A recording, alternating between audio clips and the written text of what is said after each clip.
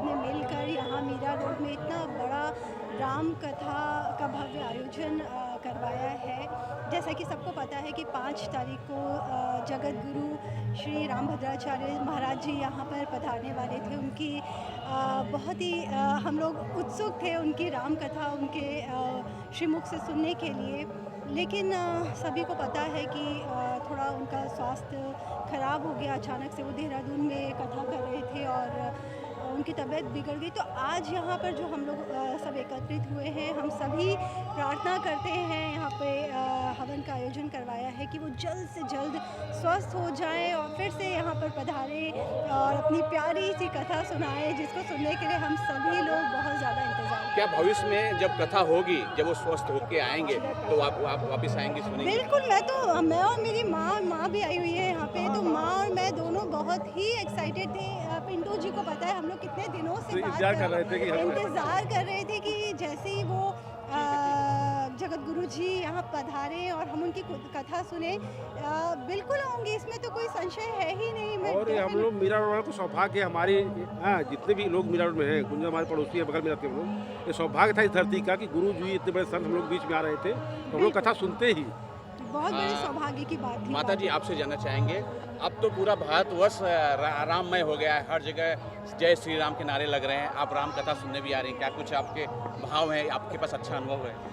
मैं तो पहले रामभद्राचार्य जी आ रहे हैं उसके लिए इतनी एक्साइटेड थी, और आज भी मतलब उनके लिए जो प्रेयर कर रहे हैं मैं उसमें भी शामिल हो रही हूँ, क्योंकि मैं सच में उनकी कथा सुनना चाहती हूँ। और मेरा श्री रामचंद्र जी से विशेष प्रेम भी है, स्नेह भी है।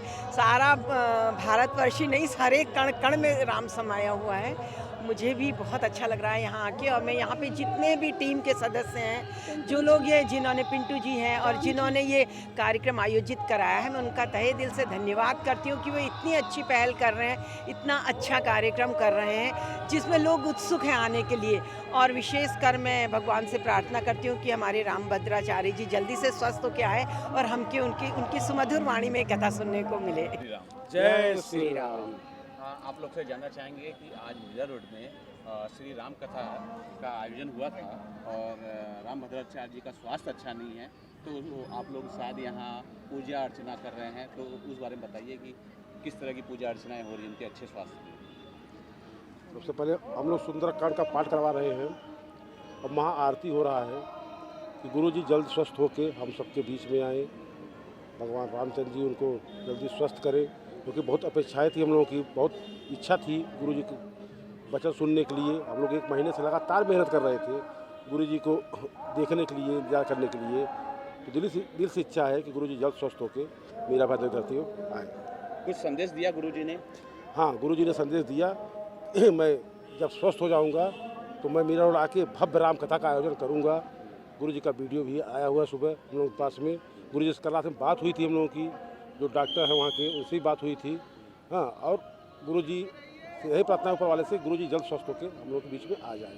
आपसे भी जानना चाहूँगा कि एक कार्यक्रम मैंने जैसे पूरा पंडाल घूमा है, बहुत भव्य पंडाल, शायद मैंने मुंबई में पहली बार ये इस तरह का देखा है, और मुझे लग रहा है कि कई महीनों का ये प्रयास है, और ऐसा प्रयास करने के बाद अगर गुरु जी उपस्थित नहीं है, थोड़ा आप निराश हो रहे हैं?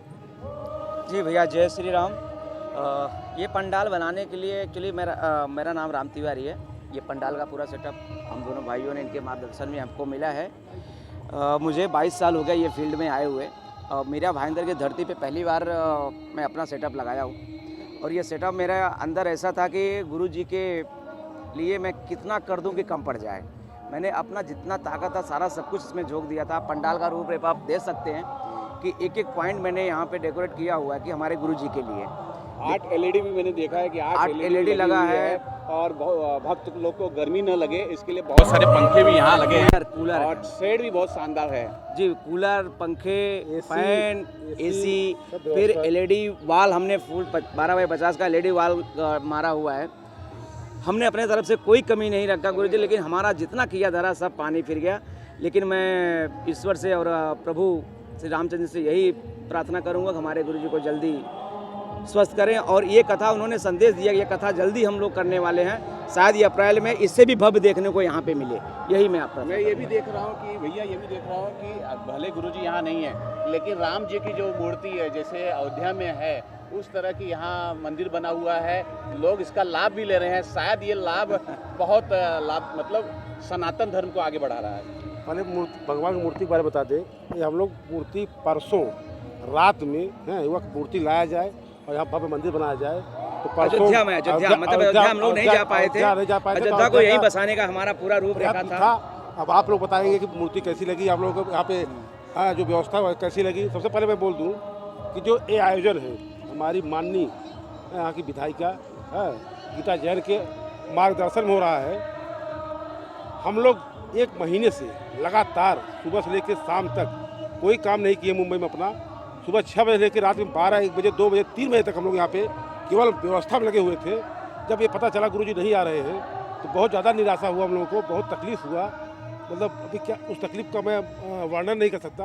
लेकिन जब गुरुजी से कल बातें हुई, आज सुबह गुरुजी से बात हुई, उनका वीडियो जब आया तो मैं राम कथा करने आऊँगा, मैं स्वस्थ होकर मेरा बहने धरती पर राम कथा करने आऊँगा, भव्य राम कथा करूँगा। तो फिर वापस उत्साह आ गया है और हम लोग उस दिन का इंतजार कर रहे हैं। गुरुजी जल्दी आएँ और यहाँ पर राम कथा करें, हम लोग को उनका सानिध्य मिले और सबको आशीर्वाद मिले। सबसे बड़ी शुक्रिया मैं करूँगा गीता जैन जी का, जिन्होंने इस आयोजन में बढ़ चढ़ के हिस्सा लिया, साथ दिया। बहुत बड़ा योगदान उनके, बहुत बड़ा योगदान है उनका कि उनके योगदान से ही ये संभव हो पाया है। हम लोग शारीरिक मेहनत कर रहे थे, बाकी आर्थिक जो मदद होती है वो गीता जैन जी का है, बाकी शारीरिक मदद हम लोग का है। मंडप हमारे छोटे भाई राम का है। पूरी व्यवस्था जितनी व्यवस्था देख रहे हैं, सिक्योरिटी से लेके पंडाल व्यवस्था ये राम की है। और हमारे एक छोटे भाई प्रमोद पांडे जो कि हमारे बहुत करीबी मित्र हैं, हमारे छोटे भाई हैं, हमारी उनकी 25 साल की दोस्ती है, जो आयोजक समिति में हिस्सा हैं। तो हम लोग सब मिल के, पूरी टीम मिल के, हाँ उसमें मोहित हैं, पूरी टीम हमारी है, सब लोग मिल के बहुत मेहनत किए, दिन रात एक कर दिए। बस यही अपेक्षा थी, गुरुजी का आशीर्वाद सबको मिलेगा। तो प्रार्थना करते ऊपर वाले से गुरुजी जल्दी स्वस्थ होके यहाँ पे आए। और हम लोग गुरुजी को देखने भी जाने वाले हैं हरिद्वार। गुरुजी एम्स में एडमिट है देहरादून में। हाँ, तो हम लोग जाने वाले हैं गुरुजी का आशीर्वाद लेने वहाँ, यहाँ नहीं पाए वहाँ, लेकिन कार्यक्रम कराएंगे। कार्यक्रम गीता जैन मैडम जो हमारी हैं, हाँ वो बोली है कार्यक्रम हम लोग कराएंगे और गुरुजी भी कार्यक्रम आने के लिए तैयार है। अच्छा, इस बात में कितनी सच्चाई, क्योंकि मैं भी छोटे से बड़ा हुआ हूँ, मैंने कभी इस तरह का माहौल नहीं देखा कि लोग खुल के बोले कि जय श्री राम, जैसे एक दूसरे से अब मिलके बोलते हैं जय श्री राम। 2000 समझ रहा हूँ कि 23-24 में लोग जो एक दूसरे से मिलते हैं जय श्री राम खुल के बोल रहे हैं, खुद बोलते हैं कि हम सनातन धर्म के, तिलक लगा रहे हैं, हाथ में ये सब पहन रहे हैं। ये चीज़ बहुत पहले मुमकिन नहीं था, लोग से थोड़ा सा कतराते थे, लेकिन अब नहीं कतराते। क्यों? भैया क्या है कि अब ये नया, ये हिंदुस्तान नहीं हिंदुस्तान है, और ये हिंदुस्तान हमारा इस समय पवित्र हिंदुस्तान होने जा रहा है। अभी तक तो इसको कुछ ऐसे थे कि जो हमारे अपवित्र कर दिए थे, जिसको हम लोग हिंदुस्तान बोलते हैं। हमारे भाषा में भी कितने थे ऐसे कि हम लोग, लेकिन आज परिणय अगर देखा जाए और आने वाला 10 साल में इसका आपको बहुत ही अलग रूप दिखने को मिलेगा। जो हम लोग सूरत से रामराज, ये रामराज स्थापित हो गया है, सूरत थे, देखे रहे ये थे। शुरुआत हो गई है। आज 48 करीब हम हो गए हैं, लेकिन कभी रामराज देखे थे रामराज क्या होता है। लेकिन 22 तारीख के दिन हम लोग ये देख रहे थे कि रामराज अगर होगा तो ऐसा ही रामराज होगा। ये कोई घर नहीं बचा था जिस घर पे भगवान लहरे, बच्चे छोटे छोटे बच्चे जय श्री राम का नारा लगा रहे थे। और हम लोग भी इतने बड़े कार्यक्रम कर रहे हैं, तो इतना ज़्यादा उमंग था, उत्साह था। और सबसे बड़ी चीज़ जो हमारे गुरु जी आ रहे हैं, उन्हीं के गवाही से अयोध्या मंदिर का निर्माण हुआ, क्योंकि उनकी गवाही सबसे अहम थी। जो अदालत में उन्होंने गवाही दिया वो सबसे अहम गवाही थी। तो गुरु जी विश्व के सबसे बड़े गुरु हैं और 20 भाषाओं का गुरु जो ज्ञान है, ये ऐसे मतलब अद्भुत शक्ति, इनको भगवान का रूप ही कहा जाए तो ये भगवान के रूप ही है। हम लोग बीच में हैं, हमारा सौभाग्य है कि मीरा रोड में आके ये लोग अब आके अपना आशीर्वाद देने आ रहे थे। ये बहुत सौभाग्य की बात हम लोगों के लिए। भैया ये भी जानना चाहूँगा, आप फिल्मों का निर्माण करते हैं, लेकिन आप सामाजिक काम भी बहुत करते हैं। इस बीच में क्या ये हम समझ सकते हैं कि आप अयोध्या ले जाने के लिए यहाँ से कुछ लोगों को लेके जाएंगे, उनका दर्शन कराएंगे? बिल्कुल लेके जाएंगे, दर्शन कराएंगे उन लोगों को। हाँ बिल्कुल दर्शन कराएंगे। हम तो अयोध्या का, हम नज़दीक में हैं, अयोध्या से हमारा घर बहुत नज़दीक है, तो उनको ले जाके अयोध्या दर्शन पक्का कराएंगे। जितने हमारे चाहते हैं अपने हमारे लोग हैं, हाँ तो उनको अयोध्या ले जाकर दर्शन कराने वाले हैं। अच्छा, फाइनली ये एक बार दर्शकों को बताइए कि ये कथा भले गुरुजी नहीं है, आने वाले समय में यहाँ संभव होगा गुरुजी की? जरूर भैया कथा जरूर होगा। हाँ हम लोग पूरा अवश्य जो हम लोग मेहनत सफल होगा। हाँ गुरुजी का कथा हम लोग कराएंगे और भव्य कथा होगा। अभी तो टेलर है, पिक्चर है, अभी बाकी हो सकता है गुरुजी के ये कुछ और कभी हो तो और अच्छे से हम लोग इसको पूरा करेंगे, क्योंकि अभी मालूम पड़ गया है कि काम यहाँ पे कैसा करेंगे हम लोग, क्या किस हिसाब से करेंगे। अभी आप लोग देख लीजिए मंडप पूरा क्राउड सुबह से है, कि कैसी व्यवस्था है, इससे भी अच्छी व्यवस्था जितनी हो सकती है हम करने की कोशिश करेंगे।